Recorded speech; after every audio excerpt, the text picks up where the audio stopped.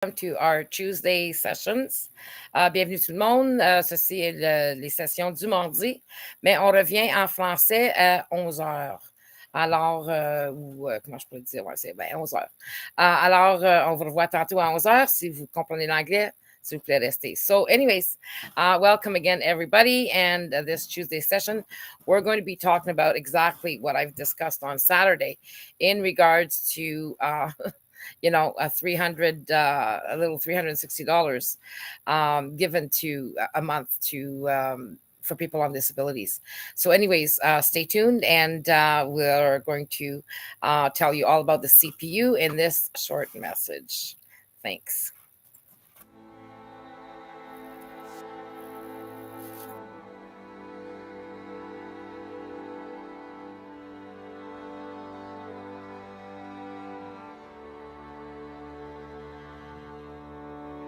Nicole Lebrasseur, a dedicated legal researcher with over 15 years of experience, proudly serves as the founder and CEO of the Canadian People's Union NFP. Alongside her on the board of directors are Denis Lamothe, CFO, and Barb Garlow, a respected director and member of the Six Nations. Together, they stand united in their mission at the CPU, an organization unlike any other, representing informed Canadian citizens and Indigenous peoples from coast to coast. The CPU's goal is simple yet profound: to challenge the status quo and advocate for our collective civil and political rights reclamation, a legacy eroded by political oversight and global pressures. Today, we at the CPU seek to ignite a spark of change, progress, and a reimagined democracy. Our mission is to illuminate the role of citizens within our political system, expose the international principles Canada has neglected, and introduce a viable solution for reform. The core of our critique lies in the partocracy system, a 19th century political framework where power resides with parties over citizens. This system has failed to evolve with societal needs, overshadowing citizens' voices with party interests. Additionally, despite the passage into the 21st century, Canada's status as an undecolonized constitutional monarchy starkly contrasts with the principles of a true democracy, where citizens should be collective sovereigns and actively participate in decision-making processes. We propose a transformative shift towards true democracy, prioritizing the collective voice and ensuring adherence to national and international human rights laws, a sector alarmingly ignored by our current leaders. Canada must fulfill its commitments to the conventions, treaties, statutes, and the International Bill of Rights, including the Syracuse and Johannesburg Principles. These frameworks, demanding that restrictions on freedoms be lawful, necessary, proportionate, and non-discriminatory, are foundational yet overlooked in our domestic policies, leading to confusion, unnecessary spending, and detrimental health outcomes, to name a few. The disparity between our international promises and domestic practices calls for immediate action. As Canadians, we must bridge this gap for legal compliance and to uphold democracy, human rights, and the rule of law. The CPU stands ready to lead this charge, advocating for Canada to become a global beacon of justice and human dignity. At this crossroads, we demand the opportunity to redefine governance to truly serve the people. The Powershift to Freedom project represents a crucial step towards embedding our collective rights firmly within our Constitution, shifting political power back to citizens and Indigenous peoples. This shift is not just a dream, it's a necessity, and we need your passion, voice, and commitment to democracy to make it happen. Your engagement is vital. Join us by endorsing the Convention of Consent, a living document that becomes legally binding with the support of 51% of citizens in 7 provinces. This convention is a step towards a brighter, more democratic future where past injustices are lessons learned, not repeated. Citizens 15 years old and over can sign at the cpu.ca. Together, we can usher in a new era of governance where corruption and unaccountability are relics of the past and our rights are protected and cherished. Let's make this vision a reality.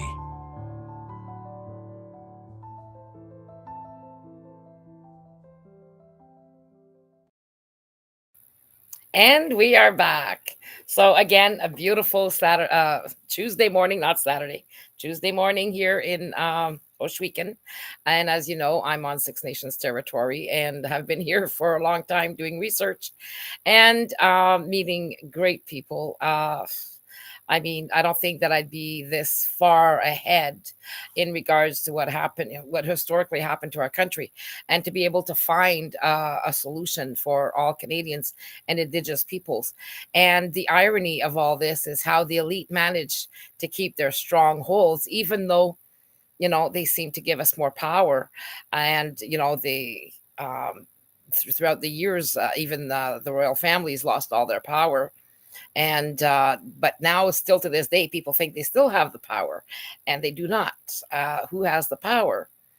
Our elected officials took that over and then pretended that we had the power, and still do to this day. Even in the United States Constitution, the people lost their power. Why? Through court judgments. And I remember way back, I did a presentation at Kingston University there, and did a presentation on Indigenous, how the Indigenous lost their lands, and what promises were made that, the Crown was supposed to protect the lands of the Indigenous peoples from newcomers coming to this country, actually colonies. Okay, the colonizers brought in their colonies, and this is what exactly this is exactly what happened in Palestine. Okay, the Jews were brought as colonizers, the Jewish people. So when you look at the whole thing and what's happening today, even with our rights and the development of Canada throughout the ages, and the United States and everywhere else that the imperial crowns invaded, and the Catholic religion, and other countries, the Spanish, the French, Germans, Russians, they all had a quest for natural resources. Okay, it was all for gold, all for minerals, all for wood, all of these things was to rip apart countries and their natural resources and claim the territories for themselves. Okay, it's like capture the flag, right? So, anyways, I think that I've come a long way, but it's time now for you to come a long way, but in a shorter time frame that it took me, and that's through education and what's happening in Canada, because it isn't going to get better. It's only going to get worse if we, the people, do not get involved on a set path and how we're going to change all this, how we can stop all this. And that begins with you. That begins with your education. And that is on the path of the CPU, the Canadian People's Union, to legally, okay, bring back this government under our reigns, okay, the reign of the people, because 1960, that was an obvious. After World War II, all the countries, all even independent countries, because an independent country doesn't mean the people are free. Okay, it just says that the country itself is independent to be able to make business deals with other countries or vote on decisions with other countries. And this is what happened with Canada. But independent countries like ours also had the right to take back all of our natural resources, as every other country, and take that away from the elite or the countries that took them. Anyways, this is what we've learned on how to do legally.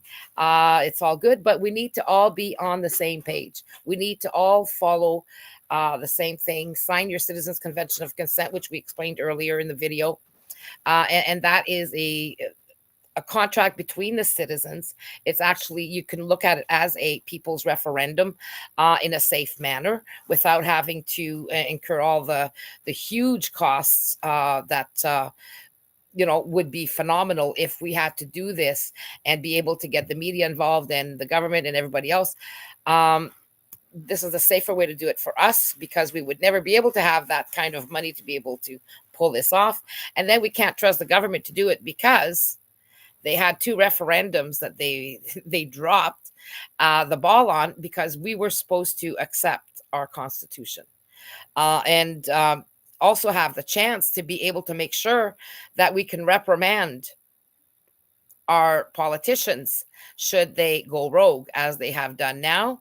And I mean, if we would have had that power right off from the start, people would not be dying uselessly. Children would not be dying uselessly, as with what happened in the last 4 years, what people were forced into doing. And yet the government says, oh, there was no coercion. Yes, there was coercion. You either keep your job, feed your family, and then decide to maybe make a life and death decision, because nothing that you inject into yourself is a one size fits all. Nobody is made exactly the same way. So, people can have reactions, others might not. But it doesn't matter, because this country, our government, did not have the right to do that to begin with. They broke so many laws, it's not even funny. The provinces broke the laws, first ones to break the laws as well. And the Canadian government, the federal government, is responsible, as well as every level of governance, including the city mayors and councillors. So the police made huge errors. The courts made huge errors. This is something that is phenomenal in itself, and that they call Canada a paradox. It's not for nothing. What's a paradox to begin with? Well, you can't have you have the same thing meaning 2 different things. That's a paradox. And but the same kind of vision, but who is delusional here, and who's living in the illusion that we are free in Canada? All Canadians. The Indigenous nations know nobody's free, but Canadians think we're free. And now I want to speak to you really about what I discussed on Saturday in regards to the shape of this country. Earlier I was reading, and this I have to, what we're going to be basing our next information on, as well, is the fact that, a lot of people in Canada are living in poverty. And now the Canadian government, what I was seeing this morning, and I wanted to discuss this further. So we'll be coming back at some point to discuss this. So it's important for you to stay tuned to the CPU, because this is going to be covering the fact that immigrants and migrants, new people coming to Canada will have free access to parks and areas, but Canadian citizens have to pay. So whether they're going to do this as well for going into cities and whatnot, we have to look out for. And the only way that we can stop this really is for us to stand together and to stand strong against our governments legally. And to do that, we need your support. We need you to sign your Citizens Convention of Consent. We need for you to join the CPU and to get educated, because once you're out there, you need to know how to defend yourself legally. And this is what we provide at the CPU in regards to our rights. And then we also have to enforce those rights together against, to show the judges, hey, you need to start judging under the rule of law and not the rule by law, because we're watching. And, it also takes the international community to wake up to this. And they have been waking up. And there's a lot of things happening worldwide that is being ignored here in Canada because of our politicians. So now it's time for Pierre Poilievre and the Conservatives to start talking about what they refuse to talk about, to change the things that they can change now, and not just reiterate once we are elected BS. There's no such thing as only once we are elected BS. These are the lies they have been feeding us. This is how they've brainwashed us. So it's time to remove the veil of deception, the veils of ignorance, because we are all equals here. We are all equal shareholders, co-owners of Canada with the Indigenous nations equally. Okay, they have lands, we have lands. So again, now they're trying to create everything and send us into chaos. Problem, reaction, solution. They'll create the problem, come up, see our reactions, and then come up with the solution. But their solution will be, again, to entice us into an enslavement. Because, oh, well, we want somebody else to do all the hard work. Well, guess what? You want your freedom. It's up to you to do the hard work. But at 38 million people, if we all had the same mentality and the same look and hope for this future, the same collectiveness, we have collective rights. And yes, there is a way that our governance is obliged to listen to us. But it's about exposing everything. How does the government get around doing things? The art of war is about ridiculing and diminishing people. And that's what they've done to us. So it's time to turn the tables around. And we can't turn the tables around with the CPU. But you need to get educated. So you need to, tell everybody about this. Get everyone you know to sign their Convention of Consent. 15 years old and up can sign the Convention of Consent. Because, if they're working and they're responsible, they have a right to be able to make decisions. They do so in the Indigenous communities. If the children are old enough to understand, then okay. But when it's about a life and death decision, Canadian children don't understand that. And this is what our public health tried to enforce in regards to, possibly destroying the lives of our children and future generations of Canadians and Indigenous nations. So it's up to us to stand together to make things work. So right now I'm going to go and show you the video actually of the discussion that was being had in Parliament. Now, please remember that the Conservatives, although they look like, they are really caring and they're really going to fight for us, they are paid to do that. Okay. It's their job to be critics. And then once they're in power, then not a peep. Okay, not a peep. They just move along and keep doing the agenda that the elites that pay both sides for against us, because everything is done against us in reality for control. Won't change until we decide to make that change. So you have to know who the players are. You have to know the game. And that's the hard part, is knowing the game and how to play chess, okay? Because it is a chess game.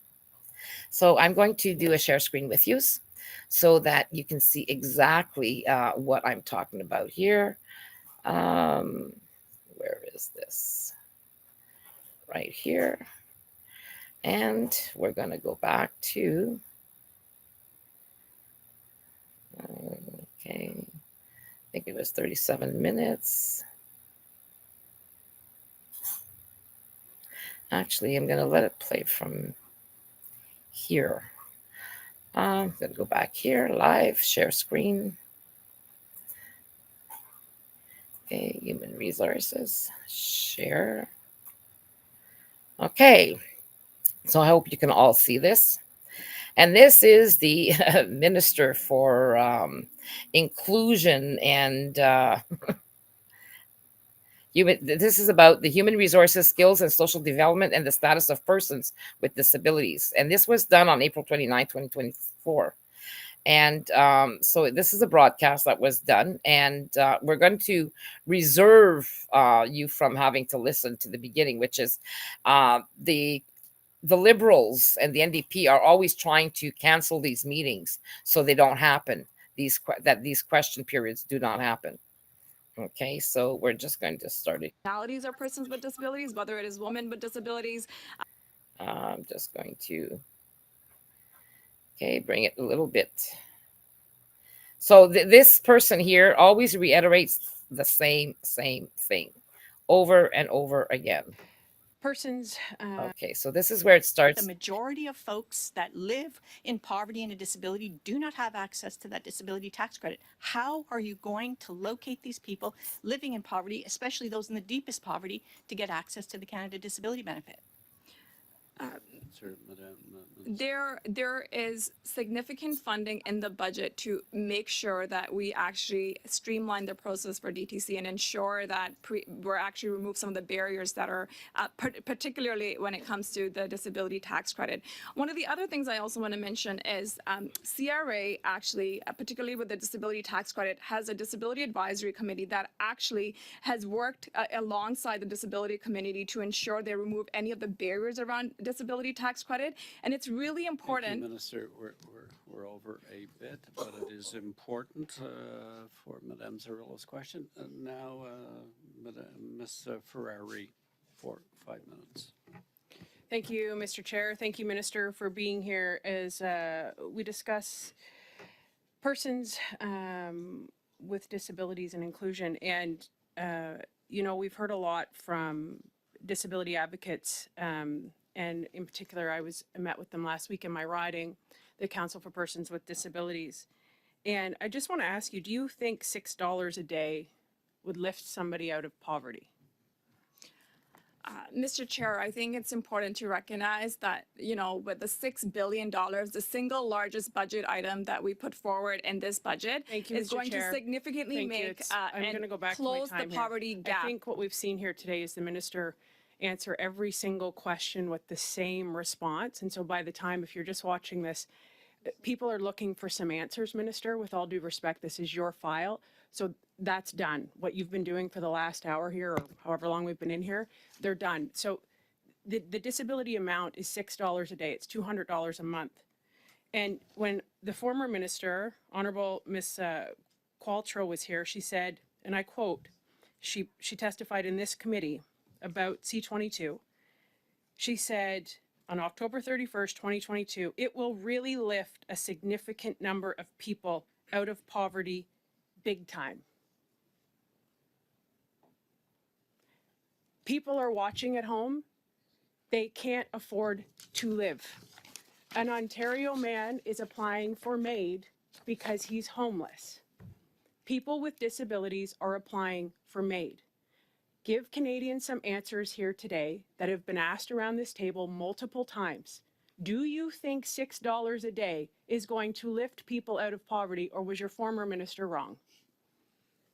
Mr. Chair, I think it's really important that my honorable colleague, and I think all individuals underscore the fact that first and foremost, $6 billion that we have put forward that is going to support more than 600,000 individuals with the $2,400 tax-free per year for an individual with disability is not insignificant. Okay.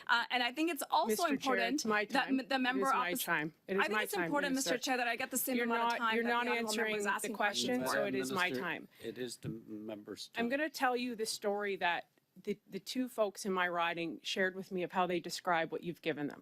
And I want you to answer what they said. The Liberal NDP government, to them, these are their words, it's like a trust exercise.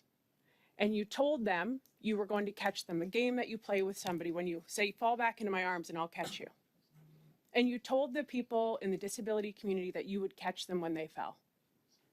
You gave them these promises. And then, in their words, not only did you not catch them, you stepped out of the way and didn't tell them. That is how they feel. And they are applying for medical assistance in death because the homeless rate under this Prime Minister is astronomical. Because the highest record usage of food bank is happening under this Prime Minister. So to come in here and to tell people you've done this first ever announcement, it's wonderful. You might as well go be the Maple Leafs coach and tell them that effort was great. this is ridiculous. And I think people deserve an answer. I know you care. You have to care. You wouldn't be in this position. But people are genuinely applying for medical assistance in death because they cannot afford to live.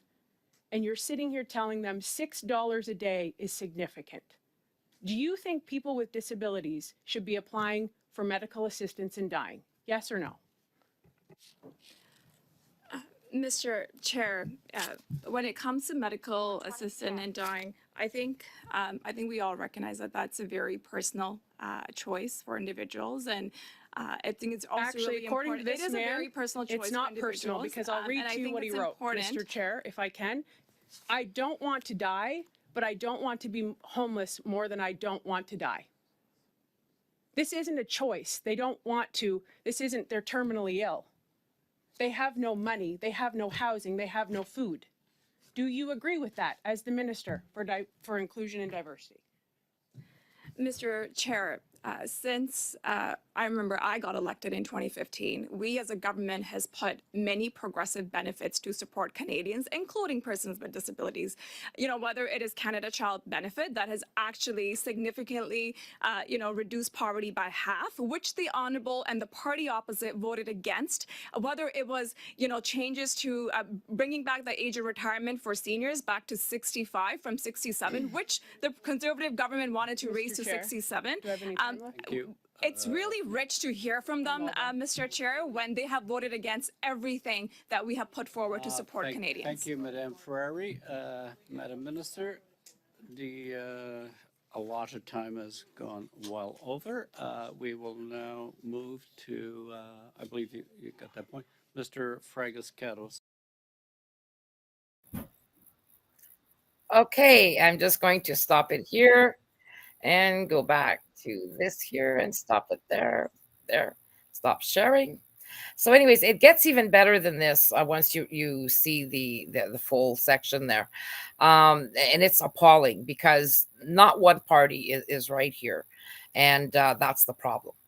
Okay, that's the problem. So no, they never answer the questions. Okay, and this is a tactic, right? So now we need to make sure that how do we save this country? How do we protect our children from these puppet masters and people who do double speak? So anyways, while doing some of the research, it's not just our country, it's every country, including the United States. Just as bad as what was done to us. Okay, false sense of freedom. So when people go out there and protest and scream freedom, well, what does that mean? You need to be specific, and there are no laws for us to reprimand our governments. All of their inquiries, their committees, all of these things, the government is self-regulated. So same with the police. The police are self-regulated. The public health, self-regulated. The justices, self-regulated. The lawyers, the Bar Association, self-regulated. So, they slap each other on the hands and yay, oh, we're discussing this. And, the commissioners, the ombudsmans and all of them, they'll just slap you on the hands and they'll sound like, they're the watchdogs. And watchdogs of what? Really? And they'll come up with, this has happened and this has happened. And oh my God, yes, the elections were rigged and influenced by China and blah. What do you think is going to happen at the end of the day?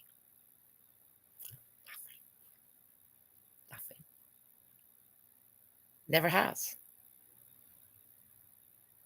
Never has. Until you and I and everybody rises together legally under the CPU. And that's reality. So either maintain the status quo or take action. It's time now to take action, if ever there was a time. And we've been repeating this, but it's never too late. So what the other gentleman goes into is in regards to a group, and this is why we kind of abstain ourselves from going too far. We follow the law, we follow the rules, and it's too bad because I want to again show you what they get into here, and it's pretty scary. Um, but anyways, they're blackballing groups who are, threatening um, this government into action, kind of. So you need to be on the right mainframe here. So, anyways, I'm going to just share this screen again, and we're going to move on to this one because I want to make the difference, right, between the two, but also get into this one because it's important to see exactly what they do and where they're heading with this. So please stay tuned. Minister, Canada, as we know, is a wonderful country that is extremely diverse. And that diversity is part of what makes Canada such a rich and prosperous place. It is, in my view, and I'm sure you will agree, that political leaders representing a country like Canada have a responsibility to bring people together, to promote the diversity that makes us a stronger country based on shared values, and condemn any far-right extremist groups that threaten that social cohesion. We know that the Conservative leader, Mr. Pierre Poilievre, has been hosting secret fundraisers with who knows who. But last week, it came to light that the leader of the Conservative Party visited an encampment set up by individuals linked to Diagolon, a group that promotes violent rhetoric, hateful views, and espouses white nationalist objectives. In fact, over the weekend, the leader of Diagolon posted on his Telegram channel stating that, quote, conservatives need to wake up to the reality that they are in physical danger, that their families will be targeted, and there is no way any version of peace can exist with these people freely roaming about. We cannot coexist, so someone has to go. The message continues to call for a civil war in Canada and telling Diagolon followers to prepare for a civil war, stating that, quote, war is coming, act accordingly. What is your reaction to Mr. Poilievre's affiliation with these extreme groups that do not believe Canadians of different faiths or ethnicities are able to coexist and that someone has to go, quote unquote, otherwise it would lead to war? Thank you for that, Mr. Gerritsen. And, to your question, I quite frankly think it's not just disgusting or reckless, it's actually very dangerous. I think we all all know and are seeing right across this country the rise in hate that we're seeing right across this country, which is deeply, deeply concerning and upsetting. I think standing up to hate shouldn't just be, if it's the right thing to do or right. Like it is, as a leader, you should be standing up against hate.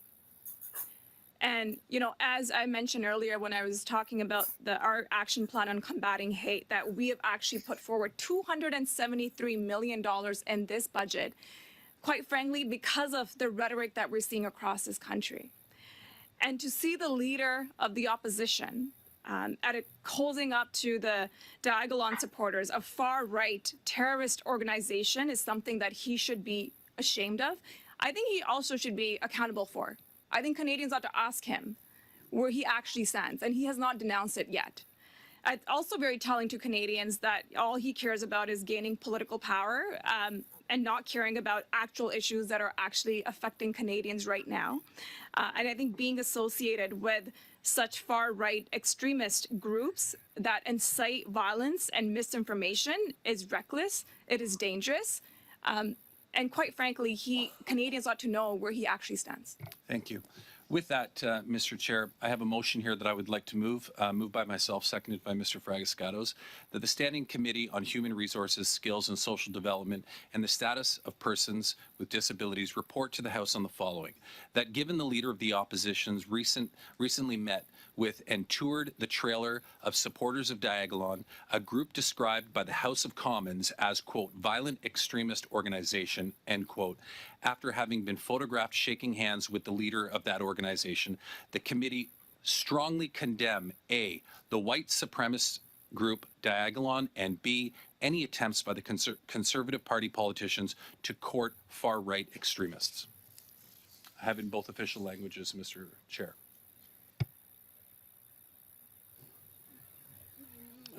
Do we have that? We do not have it on the order. Do you have it in both official languages? It's just been emailed to the clerk.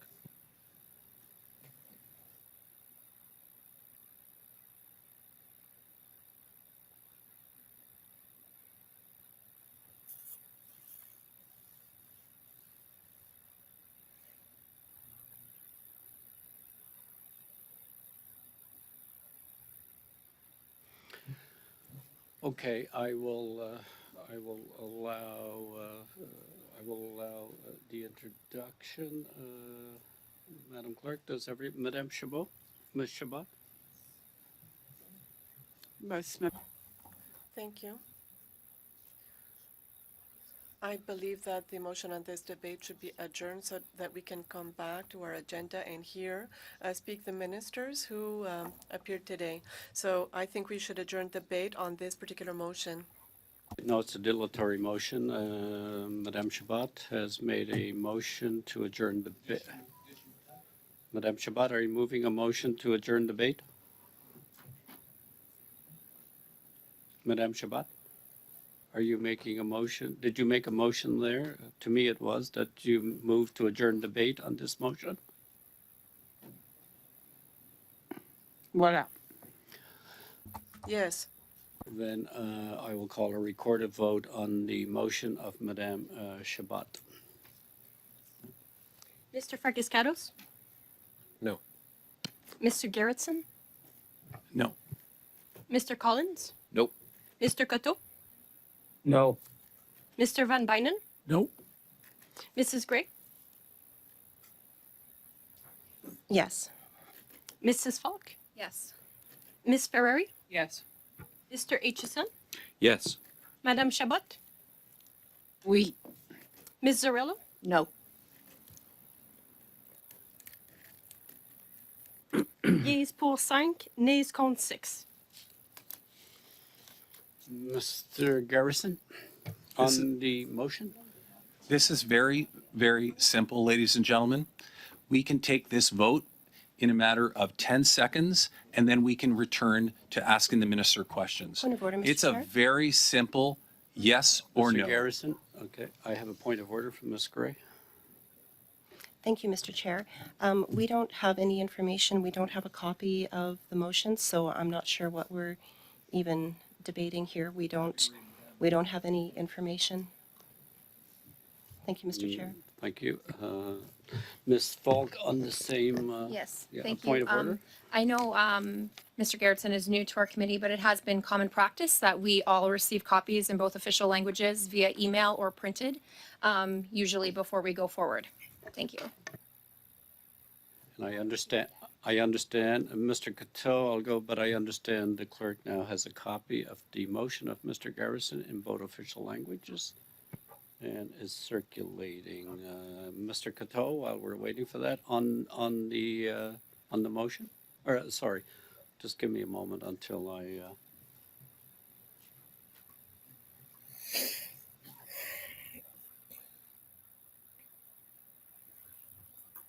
until the motion is properly. Okay, the clerk has advised me that the motion has been circulated in both official languages. So with that, I'm going to Mr. Coteau. Mr. Chair? A point of order, Mr. Chair? Point of order. Mr. Chair, could we have a brief adjournment so that we could actually read this before we start discussions? You wish a suspension? Yep, suspension for 5 minutes.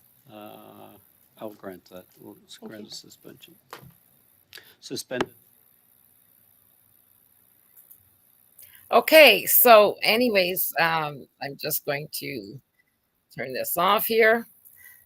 So We're not going to keep moving forward because that's for another discussion. But I want to show you exactly what happens and how the Liberals kind of snuck that in there to be able to discuss this and just shock the other parties. But at the same time, now they're going to have to take 5 minutes and then they're going to have a vote on this. But you see how they can make a group, target a group. And this is why the CPU is so important, because we want to make sure that we stay within the legal confines of the law and in what we do. And that's why we have to make sure that you are educated. Because whenever somebody speaks out, they might be saying the wrong thing, pushing the limits and all of this, and then, they're destroyed. So this is what we certainly don't want to do. We have a chance to change the history of Canada and the Indigenous nations, and for Indigenous nations and Canadians, and make sure that both Canadians and the Indigenous nations' rights on both sides are protected.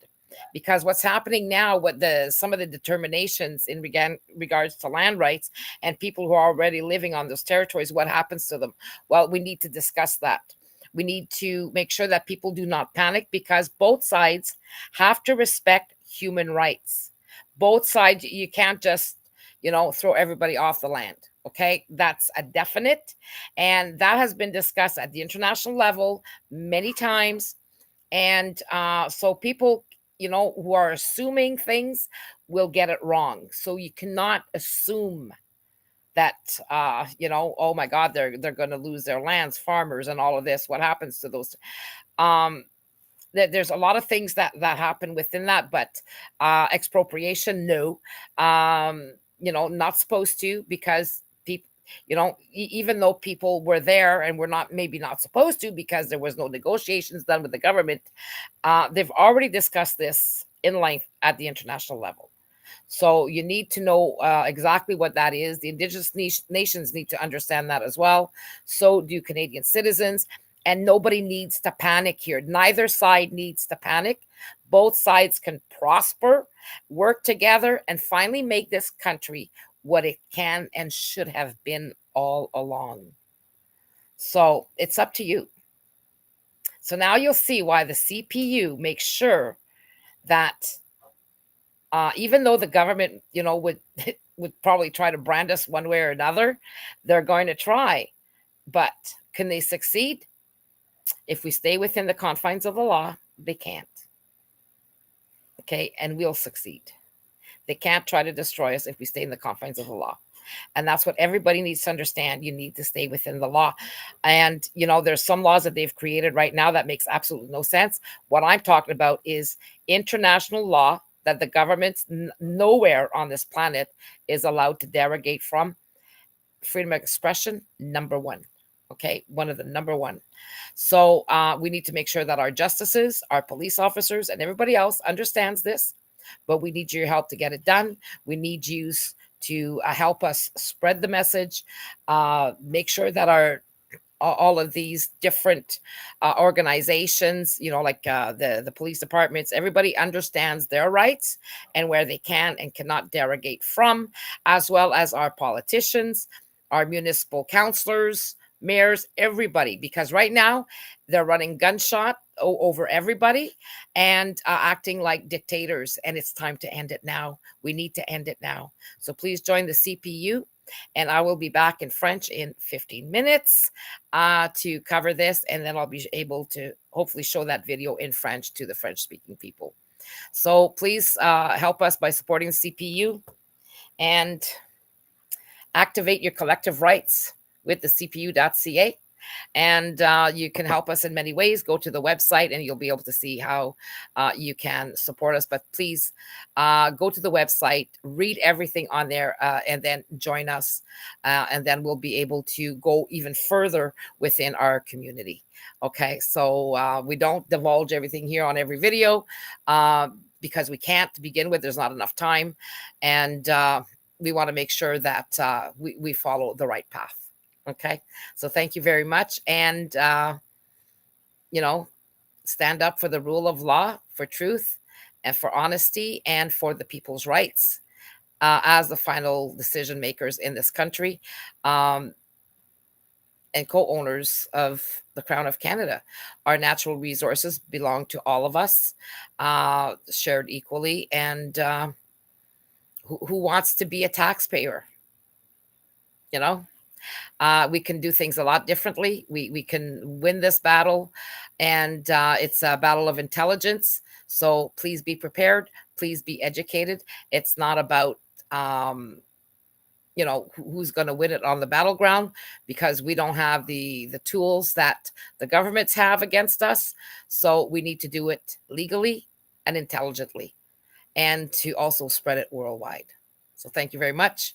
We'll see you again next time. And this is going to be happening every Tuesday now instead of every Saturday, so that people can enjoy their weekends. Okay.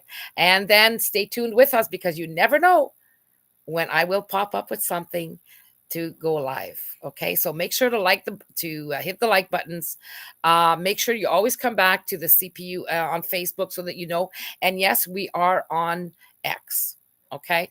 We're on Twitter, X. So right now, this live is supposed to be playing live on X. So just find us and spread the information. Thank you. Bye-bye. Have a great rest of the week, people. And I will leave you with just one last thing. At source. Okay. And is this the right one? Yep. Okay, I got the right one, people. I was getting a little bit better at this, but gotta say it quick. Okay, so we'll see you again. Have a great week. Dive into 2024 with the CPU's dynamic campaign, set to energize Quebec and Ontario by reaching 75,000 homes with our empowering message. Every contribution you make is pivotal, driving this ambitious initiative forward and ensuring our information lands directly in communities via Canada Post. We extend special thanks to our dedicated CPU members, whose grassroots efforts amplify our reach. This campaign is your gateway to being part of a significant movement for change. Whether you choose to donate or volunteer, your participation is key to our success. Join us in making 2024 a victorious year for collective freedom and community action with the CPU.